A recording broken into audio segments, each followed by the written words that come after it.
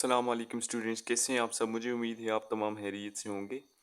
तो आज की इस वीडियो में हम लोग डिस्कस करने जा रहे हैं क्लास 12th फिज़िक्स का chapter number 2, that is current and electricity.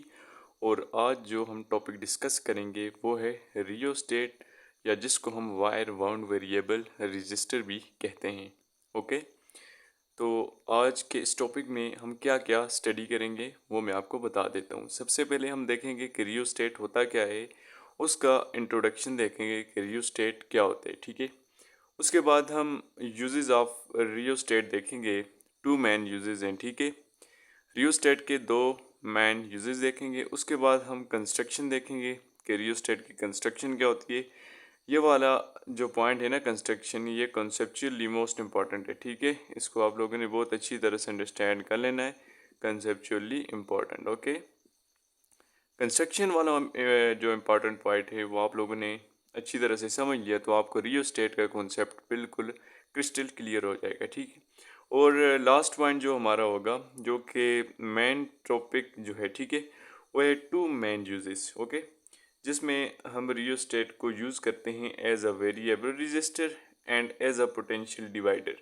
ये दोनों बहुत ही इम्पॉर्टेंट है, इसको समझे बगैर आज की वीडियो को ख़त्म नहीं करना। ठीक है, तो आज का जो हमारी वीडियो का जो मेन टारगेट होंगे ना, वो ये दो होंगे। ठीक है, क्योंकि ये यूजेस हैं रियो स्टेट के। तो चलिए वीडियो को स्टार्ट करते हैं बिना टाइम वेस्ट किए। तो चलिए स्टार्ट करते हैं। ओके, तो अगर चैनल सब्सक्राइब नहीं किया तो चैनल को सब्सक्राइब कर दें और वीडियो को भी लाइक कर दें, क्योंकि इसके ज़रिए आपको बहुत सारे इंफॉर्मेटिव लेक्चर्स मिलते रहेंगे। तो चलिए वीडियो को स्टार्ट करते हैं। रियोस्टेट, या जिसको वायर बाउंड वेरिएबल रजिस्टर भी कहते हैं, वो क्या होता है उसका इंट्रोडक्शन देख लेते हैं, उसकी डेफिनेशन देख लेते हैं। ठीक है, तो फर्स्ट ऑफ ऑल आपको यहाँ इस डायग्राम पर गौर करना है। ठीक है, ये डायग्राम अगर आप लोगों को समझ में आ गई तो डेफिनेशन और इंट्रोडक्शन आपको बहुत इजी और अच्छी तरह से समझ आएगा। ठीक है, यहाँ पर देखें मैंने एक इंसुलेटेड सिलेंडर लिया हुआ है। ठीक है, और उसके ऊपर मैंने कुछ खास जो मेरे पास वायर है उसकी मैंने इस तरह वाउंड की हुई है उस सिलेंडर के ऊपर। ठीक है, जिसका एक एंड है ए, ठीक है, और दूसरा एंड है बी। और इस जो हमारे पास वायर वाउंड की गई है इसके ऊपर एक अनदर हम लोगों ने इस तरह सिलेंडर लेके आया हुआ है, और उसके ऊपर तीसरा टर्मिनल है हमारे पास जो कि स्लाइड कर सकते हैं। ठीक है, ये जो टर्मिनल है ना, ये उसके ऊपर स्लाइड कर सकते हैं, और ये इसके साथ किस में होते हैं, कॉन्टैक्ट में होते हैं। ठीक है, इसके साथ यानी कि कॉन्टैक्ट में होते हैं। ठीक है, स्लाइड जो टर्मिनल सी है ये इसके ऊपर स्लाइड कर सकते हैं, और ये इस वायर के साथ क्या होते हैं, कॉन्टैक्ट में होते हैं। ठीक है, अब देखें, अब मैं इसकी डेफिनेशन पर आता हूँ तो आपको अच्छी तरह से समझ आ जाएगी। It is a wire wound cylindrical coil on an isolated cylinder. हमारे पास एक आइसोलेटेड सिलेंडर होता है। ठीक है, जिसके ऊपर हम लोगों ने एक वायर को वाउंड किया हुआ होता है, जिसका एक एंड होता है ए, दूसरा एंड होता है बी, और तीसरा एंड होता है सी। याद रखें, याद रखें, हमारे पास जो फर्स्ट जो टाइप है ना, इसका जो यूज़ है, जिसमें हम पढ़ेंगे कि एज अ वेरिएबल रजिस्टर हम किस तरह इसको इस्तेमाल कर सकते हैं, तो उसमें हमारा कंसर्न सिर्फ टर्मिनल ए और टर्मिनल सी के साथ होगा। लेकिन जब हम पोटेंशियल डिवाइडर में जाएंगे तो उसमें हमारा जो कंसर्न होगा ना, वो ये जो टर्मिनल ए है और टर्मिनल बी इसके साथ होगा। ठीक है, ओके, ये बात आप लोगों को समझ आ गई होगी। अच्छा, उसके बाद इसमें जो मेन पॉइंट ये है, it is a variable resistor whose resistance can be changed. ठीक है, ये ऐसा रेजिस्टेंस है ना जिसके ज़रिए हम रेजिस्टेंस को चेंज कर सकते हैं इसकी। ठीक है, अब रेजिस्टेंस किस तरह चेंज होगी, तो आप लोगों ने एक ये वाला फार्मूला पढ़ा हुआ है कि R is equal to rho L divided by A. ठीक है, तो आप रेजिस्टेंस को किस तरह से चेंज कर सकते हैं, यहाँ इस फार्मूले में अगर आप गौर करें तो ये जो रो है ये तो कांस्टेंट है। ठीक है, ये है कांस्टेंट, और जिसको हम रेजिस्टिविटी भी कहते हैं। ठीक है, इसको रेजिस्टिविटी भी कहते हैं। ओके, ये भी आप लोगों ने पढ़ा होगा। उसके बाद देखें, लेंथ डिवाइडेड बाय एरिया। अब हम रेजिस्टेंस को सिर्फ और सिर्फ चेंज कर सकते हैं लेंथ को चेंज करके। ठीक है, और एरिया को चेंज करके। जो इस केस में हम क्या करेंगे कि हम लेंथ को चेंज करेंगे, जिसकी वजह से हमारे पास रेजिस्टेंस इंक्रीज भी हो सकती है और डिक्रीज भी हो सकता है। ओके, तो आप लोगों ने ये याद रखना है कि जो रियोस्टेट है ये एक वायर वाउंड वेरिएबल रेजिस्टेंस है। वेरिएबल का मतलब ये है कि ये चेंज हो सकते हैं, ठीक है, जिसका रेजिस्टेंस चेंज हो सकता है। ओके, तो इसी जो रेजिस्टेंस इसका चेंज होगा उसी को हम अपने पर्पज़ के लिए इस्तेमाल करेंगे और इसके ज़रिए हम करंट को भी कंट्रोल करेंगे और दो पॉइंट के दरमियान अपना डिज़ायर पोटेंशियल डिफरेंस भी ऑब्टेन कर सकते हैं, जो कि हम इसके यूजेस में देखेंगे। ओके, तो आई होप आपको इंट्रोडक्शन अच्छी तरह से समझ आ गया होगा। अब बढ़ते हैं इसके यूजेस की तरफ कि हम रियोस्टेट को किस किस चीज़ में यूज़ करते हैं, कहाँ कहाँ यूज़ करते हैं और क्यों यूज़ करते हैं, ठीक है। तो इसको दो मकासद के लिए हम यूज़ करते हैं। सबसे पहले हमारे पास वेरिएबल रजिस्टर के तौर पर हम यूज़ करते हैं, ठीक है, और दूसरे नंबर पर हम पोटेंशियल डिवाइडर के तौर पर यूज़ करते हैं। ओके, अब वेरिएबल रजिस्टर क्या है, ये हमारे टॉपिक का भी मेन इंपॉर्टेंट पॉइंट है और ये जो पोटेंशियल डिवाइडर है इसको हम बड़ी एक्सप्लेनेशन के साथ पढ़ेंगे। तो यहाँ मैं जस्ट आपको हिंट दे देता हूँ कि वेरिएबल रजिस्टर ऐसा रजिस्टर होता है जिसका purpose is just to control current in a circuit. किसी भी सर्किट में अगर हमें करंट कंट्रोल करना हो तो हम वेरिएबल रजिस्टर का इस्तेमाल कर सकते हैं। ओके, वेरिएबल रजिस्टर्स को इस्तेमाल करके हम अपना डिज़ायर करंट हासिल कर सकते हैं। ओके, हम करंट को कंट्रोल कर सकते हैं। इतनी बात आप लोगों को समझ आ गई। ओके, अब पोटेंशियल डिवाइडर को देखते हैं कि पोटेंशियल डिवाइडर असल में क्या है, ठीक है। Whose purpose is to obtain our desire potential difference. हमें अगर पोटेंशियल डिफरेंस मालूम करना हो, ठीक है, अपना यानी कि पोटेंशियल डिफरेंस हमारे पास, फ़र्ज़ करें हमारे पास एक बैटरी है जिसका पोटेंशियल डिफरेंस है 10 वोल्ट। ओके, लेकिन हमें ऐसा पोटेंशियल डिफरेंस चाहिए जो कि हो 8 वोल्ट। तो हमें वहाँ भी जो काम देगा ना वो पोटेंशियल डिवाइडर, और ये एप्लीकेशन है किसकी, रियोस्टेट की। आई होप ये दो यूजेस भी आप लोगों को समझ आ गए होंगे, जो अभी हम लोग आगे बड़ी एक्सप्लेनेशन के साथ डिस्कस करने वाले हैं। अब हम तीसरे पॉइंट की तरफ बढ़ने लगे हैं जो कि है कंस्ट्रक्शन। अब हम रियोस्टेट की कंस्ट्रक्शन देखेंगे कि रियोस्टेट की क्या कंस्ट्रक्शन है, ठीक है। तो सबसे पहले आपको इस डायग्राम पर गौर करना होगा, ठीक है। देखें, हमारे पास सबसे पहले इस तरह का एक इंसुलेटेड सिलेंडर होता है, ठीक है। ये इंसुलेटेड सिलेंडर होता है जिसके ऊपर इस तरह से जो हमारे पास वायर है वो वाउंड की हुई होती है, यानी कि लपेटी होती है इस तरह से। ओके, इसका ये वाला एंड होता है, ये इसको ए टर्मिनल कहते हैं, ठीक है, और ये वाला जो एंड ये बी टर्मिनल होता है, ठीक है, और इसके ऊपर इस तरह से एक और जो टर्मिनल होता है, ठीक है, सी, जो कि इसके साथ कॉन्टैक्ट में होता है, ठीक है, यहाँ पर इसके साथ कॉन्टैक्ट में होता है जिसको सी टर्मिनल कहते हैं, और ये मूवेबल होता है, ठीक है, ये मूवेबल टर्मिनल होता है, और इस तरह से इसकी पूरी डायग्राम इस तरह से बन जाती है। ओके, ये है कंस्ट्रक्शन हमारे पास रियोस्टेट की। अब यहाँ पर आपको चंद पॉइंट जो नोट करने हैं वो मैं आपको बता देता हूँ कि यहाँ पर जो हम वायर यूज़ करते हैं इसके अंदर उसका नाम होता है मैंगानीन मैंगानीन वायर। ओके, अब ये मैंगानीन वायर कौन सी होगी, आप लोगों के जहन में क्वेश्चन आया होगा कि मैंगानीन वायर कौन सी है, ठीक है। तो मैं आपको बता देता हूँ कि मैंगानीन वायर एक एलॉय है, ठीक है, एलॉय है, ठीक है। एलॉय किसका है, जिसमें कापर है, copper plus nickel plus manganese. Okay, तो हमारे पास इसमें जो वायर यूज़ की जाती है इसकी कंस्ट्रक्शन में रियोस्टेट की, उसमें एलॉय यूज़ किया जाता है जो कि हमारे पास है मैंगानीन वायर, ठीक है। मैंगानीन वायर जो कि एलॉय है कापर निकल और मैंगनीज का। ये बात समझ आ गई कि इसमें वायर कौन सी यूज़ की जाती है।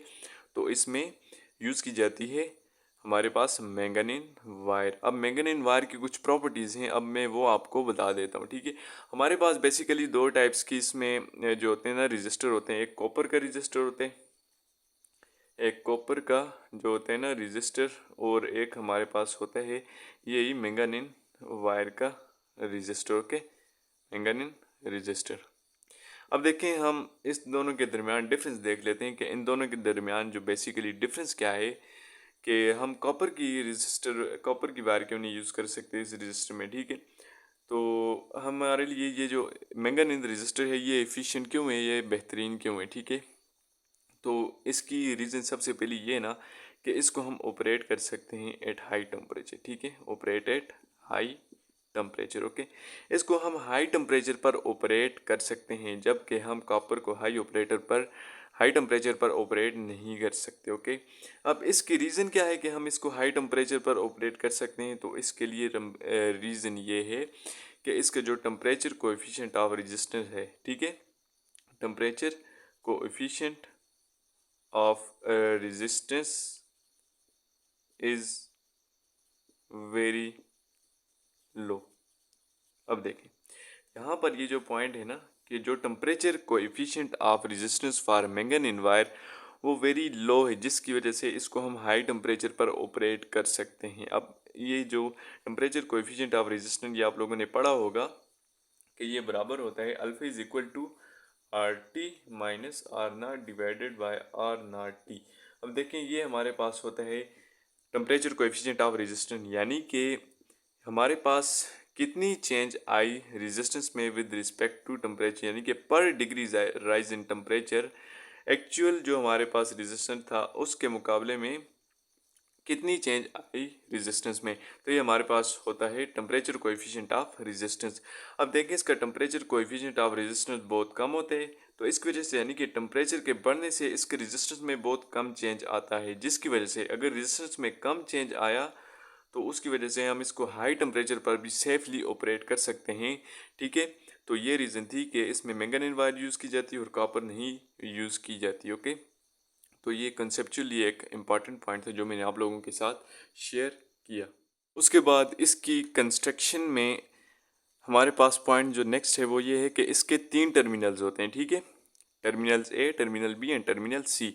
हमारे पास जो टर्मिनल ए एंड बी है ये हमारे पास जो होते हैं ना ये फिक्स्ड टर्मिनल होते हैं, ठीक है, रियोस्टेट में। जबकि जो टर्मिनल सी जो है वो हमारे पास होता है मूवेबल, ठीक है, जिसकी मदद से हम क्या कर सकते हैं, लेंथ को इंक्रीज़ या डिक्रीज़ कर सकते हैं, जिसकी वजह से रेजिस्टेंस इंक्रीज़ होगा या डिक्रीज़ होगा। क्योंकि हम जानते हैं कि जो रेजिस्टेंस है उसका डायरेक्ट रिलेशन है लेंथ के साथ। ठीक है, ये इंक्रीज़ होगी तो रेजिस्टेंस भी इंक्रीज़ होगा, अगर लेंथ डिक्रीज़ होगी तो रेजिस्टेंस भी डिक्रीज़ होगा। तो हमारे पास इसकी कंस्ट्रक्शन में आप लोग देख सकते हैं हमारे पास एक ए टर्मिनल है, एक बी टर्मिनल है, एक सी टर्मिनल है। ए और बी टर्मिनल जो कि फिक्स्ड होते हैं, ठीक है, जबकि सी टर्मिनल हमारे पास स्लाइडिंग टर्मिनल होते हैं, जिसकी वजह से हम लेंथ को डिक्रीज़ या इंक्रीज़ कर सकते हैं। देखें यहाँ पर हमारे पास ये जो स्लाइडिंग टर्मिनल, अगर हम इसको ए की तरफ लेकर आएँ तो ए और सी के दरमियान क्या हो जाएगा, लेंथ डिक्रीज़ हो जाएगी। क्योंकि आप लोगों ने ये याद रखना है कि हमें ए और सी के दरमियान चाहिए जो वेरिएबल रजिस्टर होगा, लेकिन ए और बी से हमारा काम होगा जब हम पढ़ेंगे पोटेंशियल डिवाइडर को। तो ओके, ये भी आप लोगों को पॉइंट समझ आ गया होगा कि ये जो ए और बी जो टर्मिनल हैं ये फिक्स्ड होते हैं, ठीक है, जबकि टर्मिनल सी जो होता है वो मूवेबल होता है और वो हमें हेल्प करता है लेंथ को इंक्रीज़ या डिक्रीज़ करने में, जिसकी वजह से हमारे पास रेजिस्टेंस जो होते हैं वो हम कंट्रोल करते हैं रेजिस्टेंस को। ओके, आई होप ये भी आप लोगों को अच्छी तरह से समझ आ गया होगा। अब उसके बाद जो नेक्स्ट पॉइंट है कि रियोस्टेट की सिंबल क्या है। ठीक है, इसको हम सिंबॉलिकली किस तरह से रिप्रेजेंट कर सकते हैं। जिस तरह मैं आपको बता दूं कि हम लोगों ने कैपेसिटर को जिस तरह से रिप्रेजेंट किया था, कैपेसिटर को हम लोगों ने कुछ इस तरह से रिप्रेजेंट किया था। ठीक है, इसकी 2 प्लेट हैं और ये साइड पे टर्मिनल निकली हुई है। तो इसी तरह हम लोग इस रियोस्टेट को किस तरह से रिप्रेजेंट कर सकते हैं। तो रियोस्टेट को रिप्रेजेंट करने के लिए जो हमारे पास सिंबल है वो कुछ इस तरह से है, रजिस्टर है हमारे पास, ठीक है, इस तरह से, और यहाँ पर एक स्लाइडिंग टर्मिनल होता है जो कि इस तरह से होता है, और यहाँ पर हमारे पास जो टर्मिनल सी होते हैं, ये टर्मिनल ए होता है, ये टर्मिनल बी और ये टर्मिनल सी, ये दोनों जो होते हैं ना ये दोनों ये फिक्स्ड होते हैं। ठीक है, ये दोनों फिक्स होते हैं, जबकि टर्मिनल सी जो होता है वो मूवेबल होता है, जिसकी वजह से हम यहाँ पर करंट और वोल्टेज को कंट्रोल करने वाले हैं, जो कि अभी मैं आपको आगे बताने वाला हूँ। ओके, अब रियोस्टेट के यूजेस को डिस्कस करते हैं, जिसमें सबसे पहला यूज़ हमारे पास है एज अ वेरिएबल रजिस्टर। हम रियोस्टेट को वेरिएबल रजिस्टर के तौर पर क्यों इस्तेमाल करते हैं, टू कंट्रोल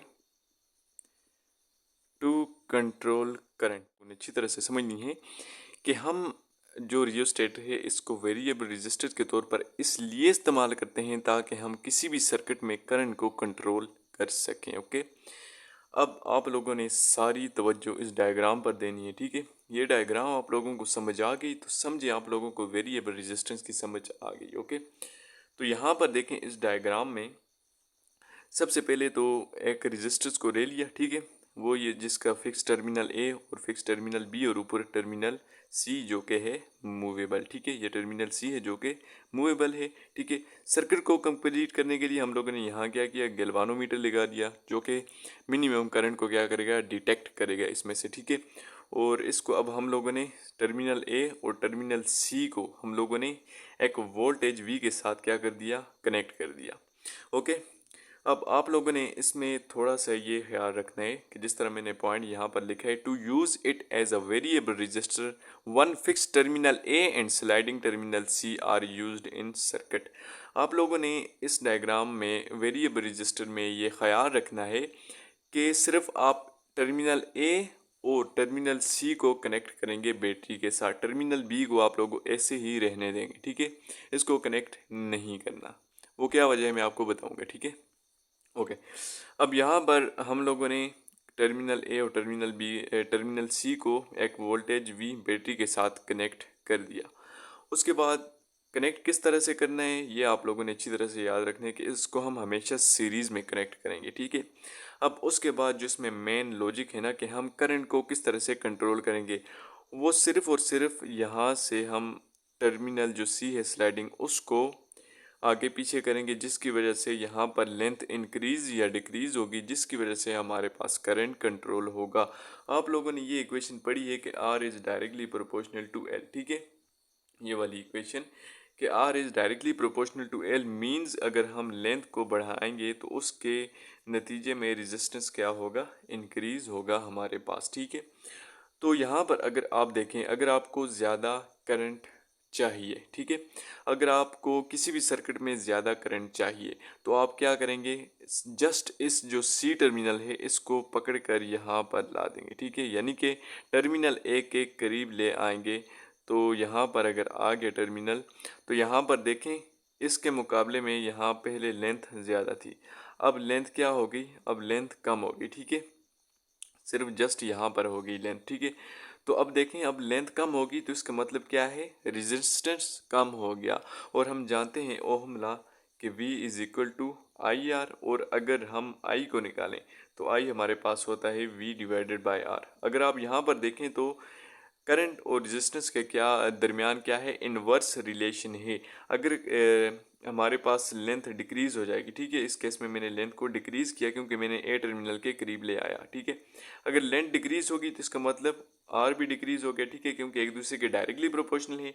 तो इसके डिक्रीज होने से हमारे पास करंट क्या हो जाएगा, इंक्रीज हो जाएगा, और इस तरह हमें ज़्यादा करंट डिटेक्ट करके देगा ये गैल्वानोमीटर। इस केस में अगर हमें करंट कम चाहिए तो हम क्या करेंगे, जस्ट ये जो टर्मिनल सी है इसको अवे फ्रॉम ए ले जाएंगे, ठीक है, यानी कि ए टर्मिनल से दूर ले जाएंगे और बी टर्मिनल के करीब, यानी कि जस्ट हम इसको अगर यहाँ पर शिफ्ट कर देंगे, यहाँ पर अगर हम सी टर्मिनल को ले आएँ तो यहाँ अब लेंथ क्या हो गई, बढ़ गई। लेंथ बढ़ने से हमारे पास रेजिस्टेंस बढ़ गया, ठीक है। अगर रेजिस्टेंस बढ़ गया तो हमारे पास क्या हो जाएगा, करंट कम हो जाएगा, और इस तरह से हम किसी भी सर्किट में कम करंट ऑब्टेन कर सकते हैं by just increasing the length, okay, between terminal A and C, okay.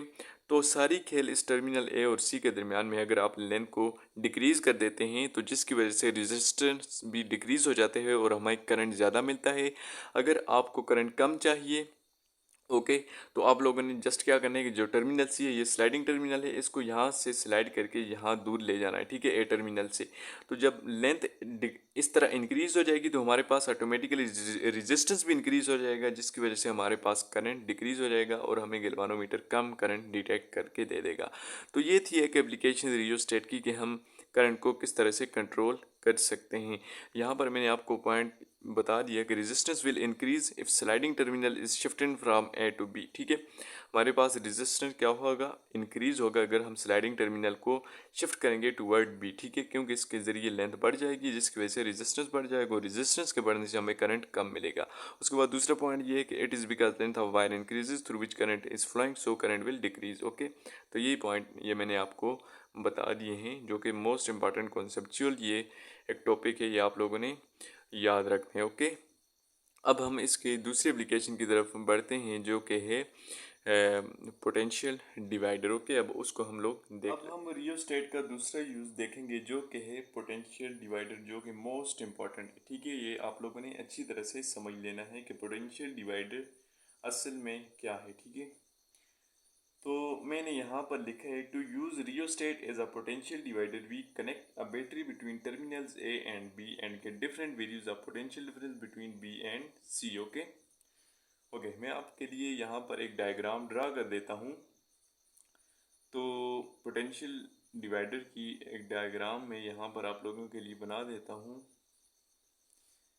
जिसकी ज़रिए आप लोगों को बहुत सी अंडरस्टैंडिंग क्लियर हो जाएगी। ठीक है, आप लोगों की बहुत सी कन्फ्यूजन्स भी क्लियर होंगी और अच्छी तरह से आपकी अंडरस्टैंडिंग बन जाएगी कि असल में जो है ना वो पोटेंशियल डिवाइडर है क्या। ठीक है, मेरे पास एक रजिस्टर है जिसको मैंने बैटरी के साथ अटैच कर दिया। ठीक है, जिसका वोल्टेज वी है। ठीक है, और यहाँ पर ला के मैंने इसको इस टर्मिनल के साथ भी कनेक्ट कर दिया। ठीक है, ये टर्मिनल है। ठीक है, और हमारे पास ये जो टर्मिनल है मैं इसको ए कह देता हूँ, ये हमारे पास टर्मिनल बी है, और जो स्लाइडिंग टर्मिनल है वो इस तरह साइड पे होता है। ठीक है, इस तरह साइड से जो हमारे पास टर्मिनल होगा उस सी होगा। ठीक है, ओके। और इस पूरे जो हमारे पास रजिस्टर है, ये पूरा जो रजिस्टेट, इसमें जो हमारे पास रेजिस्टेंस होगा उसको मैं आर से डिनोट कर देता हूँ। ठीक है, ओके। अब यहाँ पर आप लोगों ने देखना है कि पोटेंशियल डिवाइडर असल में काम क्या करते हैं। इसका मतलब क्या है कि ये पोटेंशियल डिफरेंस को क्या करेगा, पोटेंशियल को यानी कि डिवाइड करेगा, और हम दो पॉइंट के दरमियान पोटेंशियल डिफरेंस ऑब्टेन कर सकेंगे। फ़र्ज़ करेंगे हमारे पास एक बैटरी है 10 वोल्ट की, लेकिन हमें सर्किट में चाहिए, हमारे पास 2 वोल्ट चाहिए या 4 वोल्ट चाहिए या 6 वोल्ट चाहिए। ठीक है, लेकिन हमारे पास बैटरी है 10 वोल्ट की। तो इसको हम अपने लिए यूजेबल किस तरह से बना सकते हैं, यहाँ से देखें, ये है इसका पॉजिटिव टर्मिनल और ये है नेगेटिव टर्मिनल। ठीक है, यहाँ से करंट इस तरह से फ्लो करेगा। ओके, तो यहाँ से हमारे पास करंट जो है ना वो इस तरह से फ्लो करेगा। ओके, तो यहाँ पर आप लोगों ने ये देखना है कि यहाँ पर पॉजिटिव साइन आ जाएगा, यहाँ पर नेगेटिव, क्योंकि ये नेगेटिव के साथ कनेक्ट है, ये पॉजिटिव के साथ, यहाँ पर प्लस 10 वोल्ट होगा और यहाँ पर हमारे पास होगा 0 वोल्ट। अगर मैं यहाँ पर इसको पूरे को लिखूँ तो ये 1 2 3 4, ये फ़र्ज़ करेंगे हमारे पास मिड है। ठीक है, ये 5, ये 6 7 8 9 और ऊपर 10 है। ठीक है, अब देखें, हमें असल में पोटेंशियल डिफरेंस चाहिए, तो हम क्या करेंगे कि अगर हमें इन दोनों पॉइंट के दरमियान चाहिए, हमारे पास ये जो आखिरी टर्मिनल है, ठीक है, और पॉइंट 2 के दरमियान, ठीक है, यानी कि जहाँ पर हमारे पास 0 वोल्ट है और ये जो पॉइंट 2 है, इसके दरमियान अगर हमें पोटेंशियल डिफरेंस चाहिए तो ऑब्वियसली क्या होगा, 2 होगा। ठीक है, यहाँ पर पोटेंशियल डिफरेंस 2 होगा। ये कैसे कि हम इस स्लाइडिंग टर्मिनल को यहाँ ले आएंगे। ठीक है, हम देखें यहाँ पर ये 2 है और ये 0, तो 2 माइनस 0 हमारे पास क्या आ जाएगा, 2 वोल्ट आ जाएगा। तो इस तरह किसी भी दो पॉइंट के दरमियान हम अपनी मर्जी का पोटेंशियल डिफरेंस ऑब्टेन कर सकते हैं। ओके, अब देखें ये अगर मिड है, ठीक है, तो यहाँ पर हमारे पास जो रेजिस्टेंस होगा ना, ठीक है, जो हमारे पास रेजिस्टेंस होगा उसको मैं स्मॉल आर कह देता हूँ। ठीक है, और यहाँ पर जो हमारे पास अगर हम लोगों ने कोई भी पोटेंशियल डिफरेंस वी और हमारे पास जो है ना इसको मैं कह देता हूँ वी बी सी। ठीक है, ओके। अब यहाँ पर हम वी बी सी, क्योंकि ये बी और सी के दरमियान पोटेंशियल डिफरेंस है, तो ये वी बी सी में इसको कनेक्ट कह देता हूँ और ये इसको आर कह देता हूँ। जो जो इस पूरे रेजिस्टेंस का जो रेजिस्टेंस होगा वो उसको कैपिटल आर। ठीक है, अब इस पर हम अगर ओहम लॉ अप्लाई करें अकॉर्डिंग टू ओहम लॉ, ठीक है, okay, according to Ohm's law V is equal to I R. Okay, और V ए सी के लिए हम क्या लिख सकते हैं कि V A C is equal to, यानी कि यहाँ से लेकर V इंटू ए सी, इसके लिए क्योंकि ये तो हम लोगों ने इसके दरमियान डिफरेंस निकाल दिया ना, तो हमारे पास यहाँ पर कितना बचेगा, वो बच जाएगा हमारे पास V A C is equal to I. हम जानते हैं आई किसके बराबर है, यहाँ पर अगर मैं आई की वैल्यू निकालूँ तो हमारे पास आएगा V डिवाइडेड बाई आर। तो आई में पुट कर दूंगा V डिवाइडेड बाई आर। ठीक है, और साथ में हमारे पास जो है ना यहाँ पर ये जो आर है ना, ये हमारे पास इन दो पॉइंट्स के दरमियान क्या है, स्मॉल आर मैंने लिया है। ठीक है, तो अगर फाइनल इक्वेशन में देखूँ तो वी ए सी जो पोटेंशियल डिफरेंस होगा बिटवीन ए और सी के दरमियान वो बराबर आ जाएगा R divided by R into V. तो ये है हमारे पास वो फाइनल इक्वेशन जो हम पोटेंशियल डिवाइडर के लिए निकालते हैं। ठीक है, तो इसके ज़रिए हम पर जो है ना, दो पॉइंट के दरमियान यानी कि ए और सी के दरमियान हम पोटेंशियल डिफरेंस मालूम कर सकते हैं। तो स्टूडेंट्स, ये थे हमारा आज का लेक्चर, ठीक है, जिसमें हम लोगों ने सबसे पहले रियोस्टेट का देखा, फिर उसकी कंस्ट्रक्शन देखी, फिर उसकी सिंबल देखी, फिर उसकी दो टाइप्स देखी, ठीक है, जिसमें हम पोटेंशियल एक एज अ वेरिएबल रेजिस्टर इस्तेमाल कर सकते हैं, रियोस्टेट को एज अ पोटेंशियल डिवाइडर इस्तेमाल कर सकते हैं। रियोस्टेट में हम करंट को कंट्रोल कर सकते हैं, जबकि पोटेंशियल डिवाइडर में हम अपनी मर्जी का potential difference between two points हम ले सकते हैं। तो ये था हमारा आज का लेक्चर। तो एंड करते हैं अब इस लेक्चर को। तो अगर आप लोगों ने चैनल सब्सक्राइब नहीं किया अभी तक, तो प्लीज़ यार चैनल को सब्सक्राइब कर दो और बेल नोटिफिकेशन को भी ऑन कर दो। इसके ज़रिए आपको हर एक लेक्चर मिलता रहेगा। और चलते हो, आज की वीडियो ख़त्म करते हैं यहाँ पर। फिर मिलेंगे किसी नई वीडियो में किसी नए लेक्चर के साथ। तब तक के लिए अल्लाह हाफिज़।